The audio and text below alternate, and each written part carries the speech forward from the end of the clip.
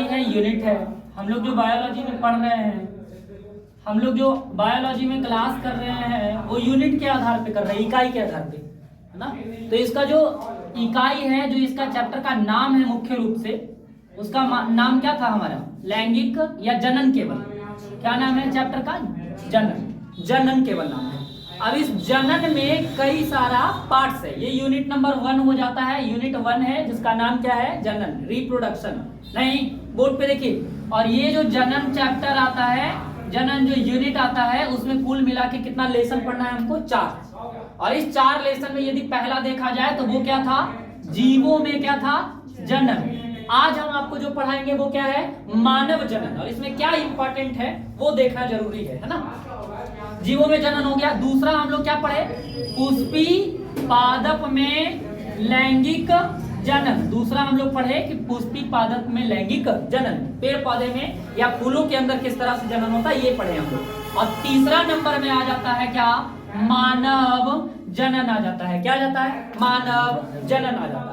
तो मानव जनन के चैप्टर में जनन क्या है, जनन क्या है, ये हमको पता है। फिर से एक बार डिफाइन करते हैं। जब जनन का चैप्टर आया है तो पहला हमारा क्या हो जाता है? जनन, यानी क्या? रिप्रोडक्शन। और रिप्रोडक्शन क्या है, जनन क्या है, ये बार बार सवाल पूछा गया है ना। तो जनन का मतलब होता है कि ये एक प्रोसेस है। ये क्या है? एक प्रोसेस है, यानी एक ऐसा विधि। ये एक प्रोसेस है, एक ऐसा विधि जिसके द्वारा सभी जीव जंतु अपने ही जैसा क्या उत्पन्न करते हैं? अपने ही जैसा संतान क्या कर सकते हैं? उत्पन्न कर सकते हैं। क्या कहलाएगा ये? जनन। इसी को जनन कहते हैं। यानी जनन एक प्रोसेस है जिसके द्वारा हम लोग क्या कर सकते हैं? अपने ही जैसा संतान का उत्पत्ति कर सकते हैं। तो ये हमारा जनन कहला जाता है। अब बात ये है कि हम लोग आगे जनन का प्रकार नहीं देखेंगे इस चैप्टर में, वो हम लोग पहले ही देख लिए। इसमें आप देखेंगे अगला जो हमारा कंडीशन आ जाता है वो क्या है? मानव में क्या है? जनन।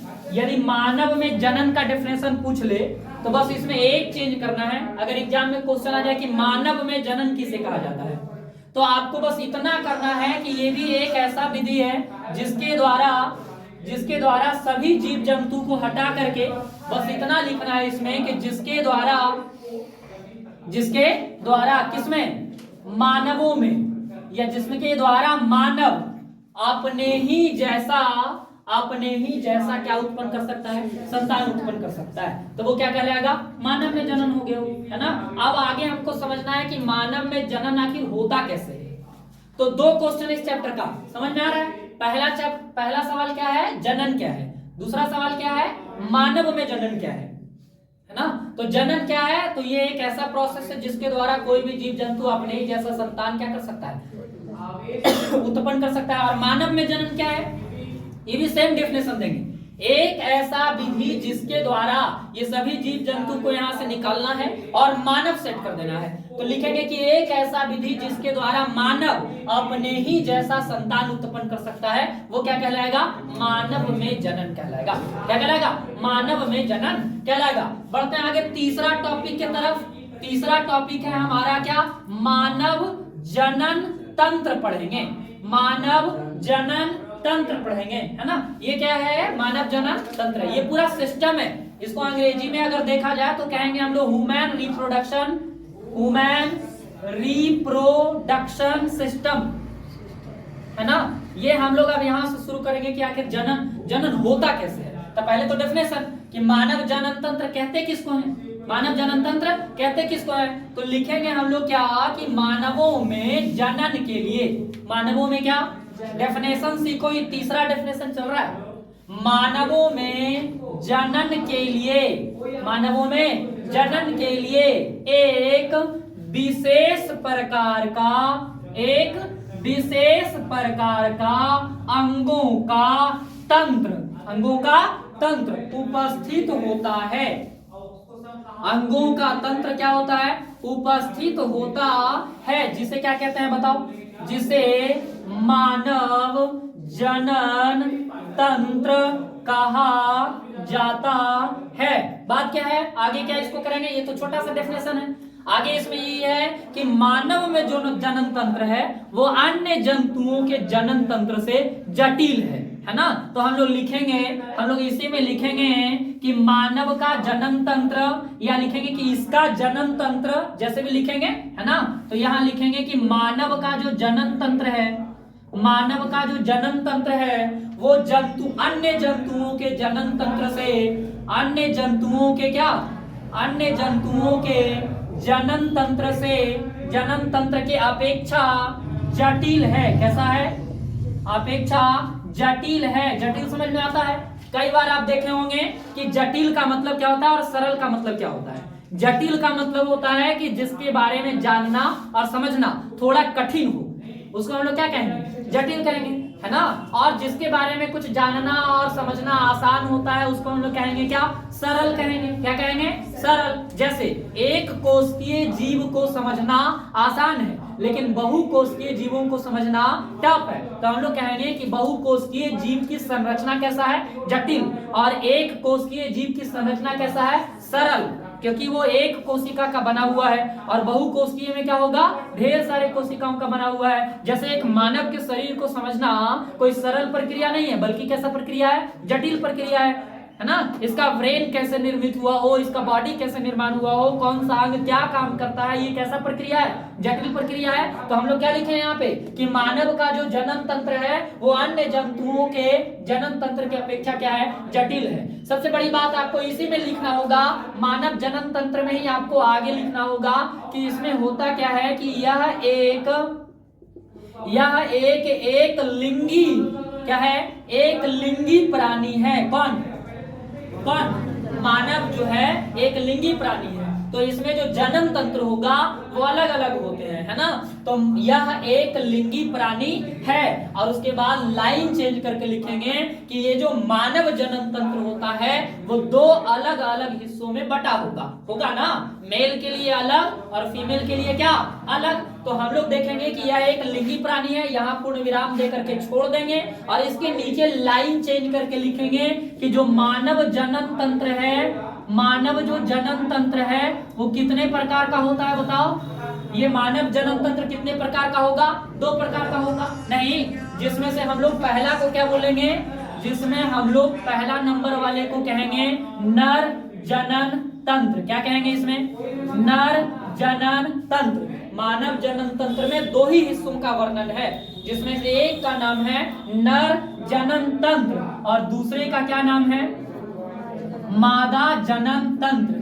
अब हमको विस्तार से यही पढ़ना है कि आखिर नर जनन तंत्र क्या है और इसमें कौन कौन से अंग लगे हुए होते हैं, नहीं, और ऐसा कौन सा चीज है जिसकी वजह से नए जीवों का क्या होता है, निर्माण होता है। दूसरा नंबर में वैसे ही हमारा कौन है, मादा जनन तंत्र है। मादा जनन तंत्र के बारे में भी हम लोग देखेंगे कि इसके एक एक चीजों के बारे में जानेंगे कि मादा जनन तंत्र में क्या क्या पाया जाता है और वो जनन कैसे करते हैं, नए संतान का उत्पत्ति कैसे करते हैं। नहीं, तो यहां से तीन बात क्लियर हुआ होगा, जनन क्या है, मानव में जनन क्या है, और तीसरा मानव जनन तंत्र क्या है और कितने प्रकार का होता है। मानव जनन तंत्र क्या है और कितने प्रकार का होता है ना। अब हम लोग देखेंगे, पहले ये देखेंगे कि नर जनन तंत्र और मादा जनन तंत्र जो हमारा लिखा हुआ है, या नर और मादा में अंतर जो है क्या क्या होता है ना, इसके लैंगिक गुणों के आधार पे। तो कुछ पॉइंट्स में आपको बात याद रखना होगा, कुछ पॉइंट्स में बात याद रखना होगा कि मानव में, एक बात आपको याद रखना होगा कि मानव में कैसा जनन होगा, लैंगिक जनन होता है ना, लैंगिक जनन, जिसमें एक लिंगी जो होगा, एक लिंगी कहने का मतलब है कि उसमें या तो मेल का या तो क्या, फीमेल का। नहीं, तो उस कंडीशन में हम लोग उसको कहेंगे क्या, कि इसमें लैंगिक जनन होता है। अब लैंगिक जनन के आधार पर नया क्वेश्चन बन रहा है हमारा, लैंगिक जनन के आधार पर, किस जनन के आधार पे, लैंगिक जनन के आधार पर, लैंगिक जनन के आधार पर मानव में या फिर मेल या फीमेल में क्या क्या अंतर है। तो हमारा चौथा क्वेश्चन बन रहा है कि लैंगिक जनन के आधार पर नर तथा मादा में क्या अंतर है ना। अंतर हम लोग देखेंगे कि what is the difference between according to the sexual reproduction between male and क्या फीमेल। नर और मादा में लैंगिक जनन के आधार पर क्या अंतर है, कुछ तो अंतर होगा।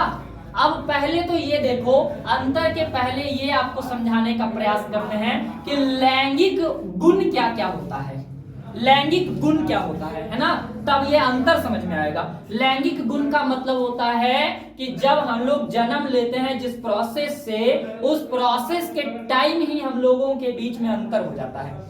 जैसे ही हमारा जन्म होता है वैसे ही जन्म के टाइम ही, जन्म के तुरंत बाद ही हम दोनों के बीच क्या हो जाता है, अंतर हो जाता है। होता नहीं होता है, कोई लड़की जन्म ली हो या लड़का जन्म हो लिया हो, ये बात 10 साल बाद पता चलता है कि जन्म के तुरंत बाद पता चलता है, जन्म के तुरंत बाद। तो इसी को कहते हैं हम लोग लैंगिक गुण के आधार पर वहीं पे बंटवारा हो गया। नहीं, और भी कई सारे ऐसे मेजर डिफरेंस है जिससे हम लोग पता कह सकते हैं है ना कि who is male and who is female, हम लोग आसानी से बता सकते हैं। एक तो हमारा हो गया प्राथमिक लैंगिक गुण, एक को हम लोग क्या कहेंगे, ये लैंगिक गुण कितने प्रकार का हो गया, 2 प्रकार का। एक का नाम क्या है बताओ, एक को हम लोग क्या कहते हैं, प्राथमिक लैंगिक गुण, क्या कहेंगे, प्राथमिक लैंगिक गुण, और दूसरे का नाम दे देते हैं द्वितीयक लैंगिक गुण। अगर ये दोनों तुम समझ गया तो इस सवाल का जवाब आसानी से हो जाएगा, है ना। अंतर पता कर रहे हैं कि मेल फीमेल के बीच का अंतर क्या है, और किसके आधार पे, लैंगिक गुण के आधार पे या लैंगिक जनन के आधार पे। तो लैंगिक गुण है क्या, लैंगिक गुण का मतलब होता है कि एक ऐसा गुण है ना जिससे ये क्लासिफाई हो पाए, जिससे ये हमें जानकारी मिल पाए कि this is male and this is female, है ना, that is called sexual properties, लैंगिक गुण। और ये कितने तरह के होते हैं, 2 तरह के, एक को क्या कहते हैं प्राथमिक लैंगिक गुण और दूसरे को द्वितीयक लैंगिक गुण। अब सीखो और समझो कि आखिर प्राथमिक लैंगिक गुण किसको कहा जाता है ना। तो प्राथमिक लैंगिक गुण का मतलब होता है कि जन्म के तुरंत बाद, जन्म के तुरंत बाद मेल और फीमेल का जो पता चलता है बाय बॉडी, बाय शरीर, नहीं, मेल का रिप्रोडक्टिव सिस्टम तो अलग होगा और फीमेल के रिप्रोडक्टिव सिस्टम क्या होगा, अलग होगा, नहीं। तो इस चीज को हम लोग क्या कहते हैं, प्राथमिक लैंगिक गुण, क्या कहते हैं, प्राथमिक लैंगिक गुण कहेंगे। और प्राथमिक लैंगिक गुण में है क्या, प्राथमिक लैंगिक गुण से हमको ये पता चलने वाला है कि मेल है या क्या है, फीमेल है। और वो कैसे पता चलेगा, वो कैसे पता चलेगा, अकॉर्डिंग टू रिप्रोडक्टिव सिस्टम, अकॉर्डिंग टू क्या, रिप्रोडक्टिव सिस्टम, यानी कि जनन तंत्र के आधार पे। नहीं, मेल के अंदर अलग जनन तंत्र होगा और फीमेल का जो जनन संरचना स्ट्रक्चर होगा वो क्या होगा, अलग होगा, होगा कि नहीं होगा। तो प्राथमिक लैंगिक गुण हम लोगों के बीच में आसानी से बंटवारा कर देता है ना। तो बच्चा में 2 छोटा छोटा यदि बच्चा हो मेल और फीमेल, तो उन दोनों के बीच डिफरेंस आप नहीं पता कर सकते हैं अकॉर्डिंग टू द्वितीयक लैंगिक गुण। पता कर पाएंगे नहीं, 2 छोटा बच्चा आपके सामने एक ही प्रकार का ड्रेस पहना करके अगर खड़ा कर दिया जाए तो आप नहीं बता पाइएगा कि बॉयज है कि गर्ल्स है, बता पाइएगा क्या, नहीं, मुश्किल है। छोटा बच्चा का फेस, बॉडीज, हरकत सब कैसा होगा, एक जैसा होगा कि अलग अलग होंगे, नहीं, बॉडी का स्ट्रक्चर भी एक जैसा होगा, लेकिन उसके बीच का डिफरेंस हम लोग कैसे पता करेंगे, प्राथमिक लैंगिक गुण के अकॉर्डिंग, नहीं, यानी उसका रिप्रोडक्टिव सिस्टम हम लोग देखेंगे तभी बता पाएंगे कि this is boys and this is girl. तो किसके अकॉर्डिंग, प्राथमिक लैंगिक गुण।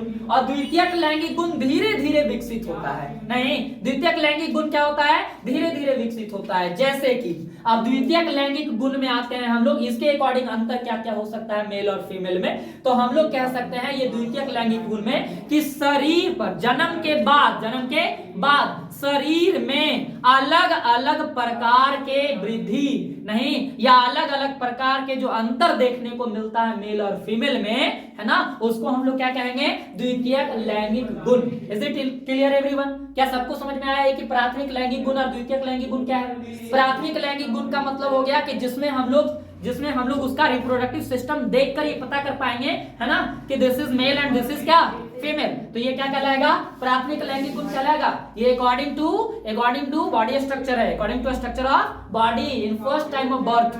नहीं, जब जन्म हो रहा हो तो उसी टाइम उसका जो है रिप्रोडक्टिव सिस्टम देख के अगर डिफरेंस करेंगे तो प्राथमिक। द्वितीयक लैंगिक गुण, जन्म के बाद धीरे धीरे उसके शरीर में होने वाले परिवर्तन के आधार पर, है ना, मेल और फीमेल में जो अंतर होता है उसको हम लोग क्या कहेंगे? द्वितीयक लैंगिक गुण कहेंगे। जैसे क्या अंतर होता है? जैसे जैसे धीरे धीरे बच्चा बड़ा होता है ना, तो मेल और फीमेल में क्या अंतर हो सकता है? सबसे पहले क्या होता है? सबसे पहला अगर बात करें तो चेहरे पर, फेस पर बाल नहीं, तो मेल के अंदर क्या देखने को मिलता है कि उसके चेहरे पर क्या आता है? बाल। लेकिन फीमेल के चेहरे पर ऐसा नहीं होता है। तो ये कैसा गुण होगा? प्राथमिक कि द्वितीयक?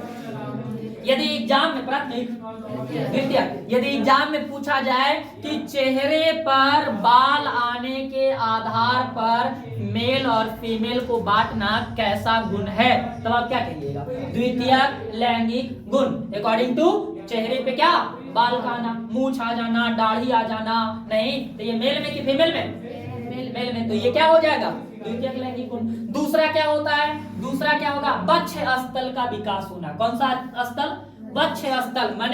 माने क्या? स्तन का जहां विकास होता है, माने हमारा जो छाती का जो पार्ट्स है ना, वो फीमेल में क्या होता है? वक्ष स्थल उसको बोलते हैं हम लोग। क्या बोलते हैं?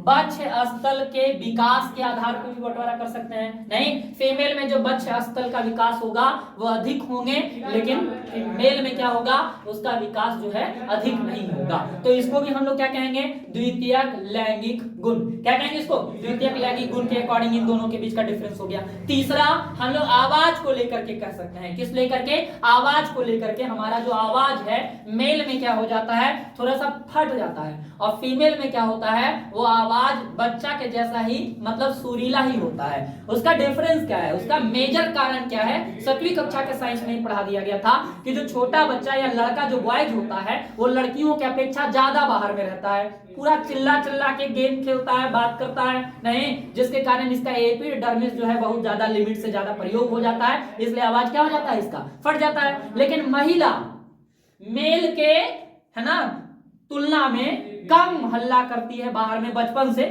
ऐसे तो झगड़ालू होती है, अगर एक स्त्री तो खूब बड़ा बड़ा पुरुष को भी वो हरा देगी, तो होती ही है, लेकिन उसे आवाज नहीं फटेगा। कारण क्योंकि वो बचपन में ऐसा नहीं ना हुआ। हम लोग बचपने से ये चीज मेल में ज्यादा हो जाता है, इसलिए बचपने में आवाज उसका बेकार हो जाता है। अब ये डिफरेंस हो जाएगा 13-14 साल में नहीं, बल्कि 12-10 साल में ये देखने को मिल जाता है, 5-6 साल में देखने को मिल जाता है ये। लेकिन स्टार्टिंग ऑफ टाइम में अगर 1 साल के बच्चा के आवाज का आप डिफरेंस नहीं कर पाइएगा कि ये मेल का है या फीमेल का है, वो सेम आवाज आता है उसका भी, है ना, लड़का का हो या लड़की का हो, कि अलग अलग होगा? बिल्कुल नहीं। दिखेगा कब आपको? थोड़ा बड़ा होने पर, नहीं 5 साल पे, 6 साल पे, क्योंकि वो एनवायरमेंट का फर्क पड़ता है। तो आवाज का अंतर कौन सा गुण में आएगा?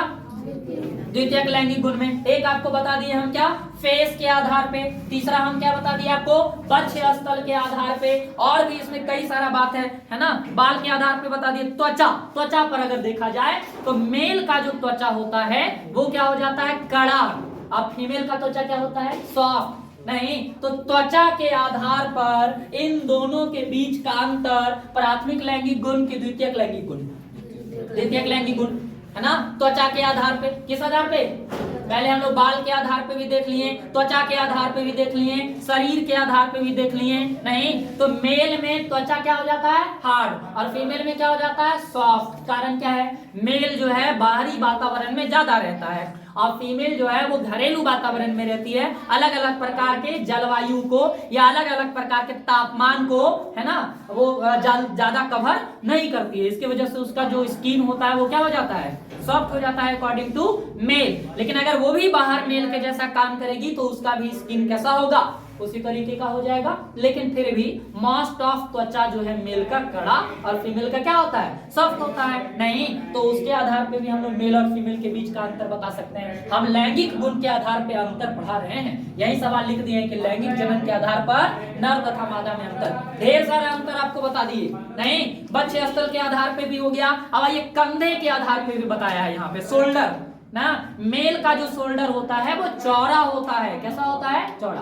फीमेल के अकॉर्डिंग नहीं, क्योंकि वो बाजू से ज्यादा काम करता है ना, इसकी वजह से उसका जो कंधा है वो क्या हो जाता है? चौड़ा। According to female, according to क्या? फीमेल। तो कंधे के आधार पे भी तो कैसा गुण होगा ये सब? द्वितीयक लैंगिक गुण के आधार पे हम लोग अंतर पढ़ा रहे हैं। नहीं, आगे अगर हम लोग बोले आवाज का तो हम बता ही दिए। चर्बी, एक चर्बी भी पढ़ाया आपको, फैट। नहीं, तो फैट में क्या होता है कि नर के पास जो है, नर के त्वचा में जो है चर्बी प्रायः कम पाया जाता है ना। आप देखे होंगे नर का यानी कि मेल का, मोस्ट ऑफ मेल का, जैसे दो अगर विवाह हुआ है लोगों का, मेल फीमेल का ही तो होगा ना, पति पत्नी का, तो आप देखिएगा उसमें कि 2 साल बाद यदि आप देखिएगा उसको, शादी के उस जोड़े को 2 साल बाद, तो जिस टाइम उसकी वाइफ देखने में फर्स्ट टाइम शादी टाइम थी, उससे और उसका लुकिंग जो है बढ़िया हो जाता है ना, शादी के 2 साल बाद। नहीं, ऐसा काहे होता है? क्योंकि उसको रिलीफ बहुत ज्यादा मिल जाता है, काम का प्रेशर कम जाता है, टेंशन कम जाते हैं, साथ देने वाला एक आदमी मिल जाता है। नहीं, जिसके वजह से उसकी बॉडी का जो है विकास क्या होता है? तेजी से होता है। तो उसके बॉडी में जो है फैट क्या होगा? ज्यादा, स्किन करेंगे ग्लो। लेकिन उसी के जैसा 2 साल पहले जैसा वो आदमी दिखता था, 2 साल बाद वो आदमी वैसा नहीं दिखेगा बेचारा। जितना ग्लो उसके चेहरे पर था उतना नहीं होगा। कारण वो और परेशान हो जाता है। नहीं, वो अब पैसा ज्यादा जुटाएगा, ज्यादा कमाएगा, शादी के बाद ज्यादा उसको दिक्कतें बढ़ जाता है, कई कारण होते, उसको ज्यादा पैसा जुटाएगा ना बेचारा, ज्यादा काम करेगा, तो कहां से बेचारा को ग्लो आएगा? नहीं, फैट मतलब ग्लो। यदि स्किन पे लाइट लाना है, स्किन को यदि चमकाना है, तो हमारे बॉडी में क्या होना चाहिए? फैट होना चाहिए, बसा वाला चीज, तेलहन, है ना। आप देखे होंगे कोई बॉयज को भी, गर्ल्स को भी, किसी का भी स्किन सॉफ्ट हो सकता है। ज्यादा यदि आप फैट वाला सामान यूज कीजिएगा, फास्ट फूड कोई ज्यादा अगर खाएगा ना, तो उसका भी ग्लो करेगा, कारण उसमें फैट होता है, लेकिन बीमार करेगा वो। यदि आप काजू ज्यादा खाइएगा, छुहाड़ा ज्यादा खा रहे हैं, किशमिश ज्यादा खा रहे हैं, तेल वाला सामान ज्यादा खा रहे हैं, तो क्या होगा आपका? फैट बढ़ने से स्किन क्या करती है? लाइट ग्लो करता है, लेकिन जरूरी नहीं है, आओ भी कई बीमारियों देगा आपको, है ना। यदि हम एक्सरसाइज ज्यादा करेंगे तो भी ग्लो कर सकता है ना, बहुत सारा कारण है। तो हम लोग देख लिए चर्बी के अकॉर्डिंग पे, है ना, कि मोस्ट ऑफ नर में फैट क्या होता है? कम, और फीमेल में क्या होता है? फैट ज्यादा।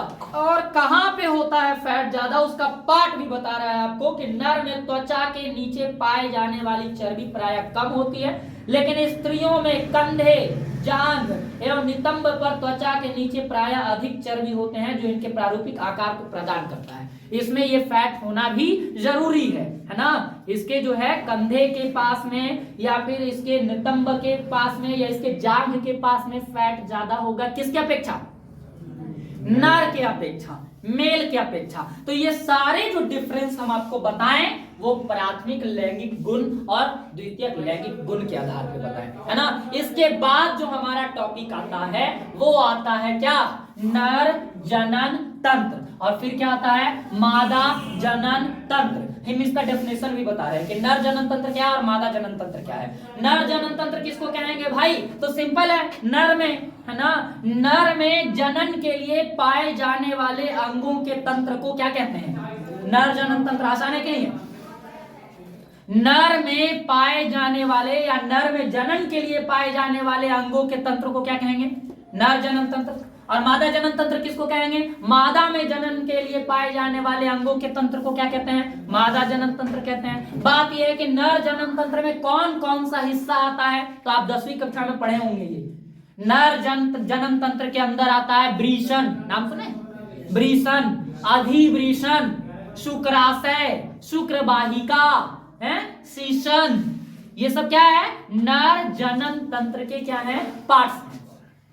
और मादा जनन के पार्ट्स में भी आप नाम सुने होंगे, वाजाइना, योनि, गर्भाशय, नहीं, फैलोपियन ट्यूब यानी फैलोपियन नलिका, अंडाशय, हैं, ये सारे किसका पार्ट्स बता रहे हैं हम? मादा जनन तंत्र का। एग्जाम में सवाल आता है जी कि निम्न में से कौन नर जनन तंत्र का हिस्सा है? नर जनन तंत्र का हिस्सा है, और वह ऑप्शन बनाता है। ऑप्शन ए फैलोपियन नलिका, ऑप्शन बी अंडाशय, ऑप्शन सी शुक्राशय, ऑप्शन डी इनमें से कोई नहीं। तो क्या होगा? शुक्राशय। अब हुआ कोई अगर अंडाशय मार दिया, हुआ अगर कोई फैलोपियन नलिका मार दिया, तो सोचिए कितना खराब बात है। फीमेल वाला आप मेल में जोड़ रहे हैं।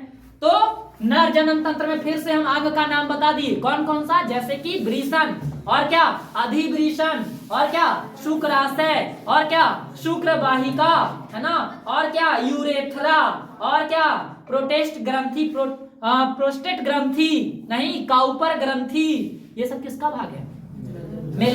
मेल का भाग है। और फीमेल की अगर बात करें तो गर्भाशय, उसका नाम आप समझ जाइएगा, ऐसा नहीं है, कुछ ऐसा भी नाम है जो कंफ्यूज कर देगा आपको, है ना, ज्यादा कंफ्यूज है फैलोपियन नलिका में, है ना। इसके अलावा और भी उसके अंग है, अंडाशय तो आप आराम से कर लीजिएगा, गर्भाशय, योनि, बाह्य जनेंद्रिय, है ना, ये पार्ट्स में आपको दिक्कत हो जाएगा। इसमें भी कुछ सहायक ग्रंथियां हैं जिसका नाम कुछ अलग है ना। इसमें स्तन ग्रंथियां होता है, क्या होगा, स्तन ग्रंथियां। तो ये सब क्या है, इसके अंग है। तो आज के क्लास में हम आपको कितना क्वेश्चन क्लियर करवाएं, जनन क्या है, पहला हो गया ना, और दूसरा मानव में जनन क्या है, ये दूसरा सवाल। तीसरा सवाल मानव जनन तंत्र क्या है ना, और चौथा सवाल कि मानव जनन तंत्र कितने प्रकार का होता है, तो 2 प्रकार का। पांचवा सवाल नर जनन तंत्र किसे कहा जाता है, ये बताएं। छठा सवाल मादा जनन तंत्र क्या होता है, ये बताएं, नहीं। और 7वां सवाल आपको बताएं कि लैंगिक जनन के आधार पर नर तथा मादा में क्या क्या अंतर है, नहीं। उसके बाद हम आपको बताया कि लैंगिक गुण क्या है, कितने प्रकार का होता है, नहीं, लैंगिक गुण और कितने प्रकार का, 2 प्रकार का। इन दोनों का डेफिनेशन भी आपको बता दिए, नहीं, और साथ ही साथ इसके अंतर 7-8 सवाल आज की क्लास से आपको बता दिया गया है ना। और फिर ये चीज आपको आगे बढ़ाया जाएगा इसके अंग को कल, ठीक है। आज आप लिखिए सवाल, कॉपी निकाल।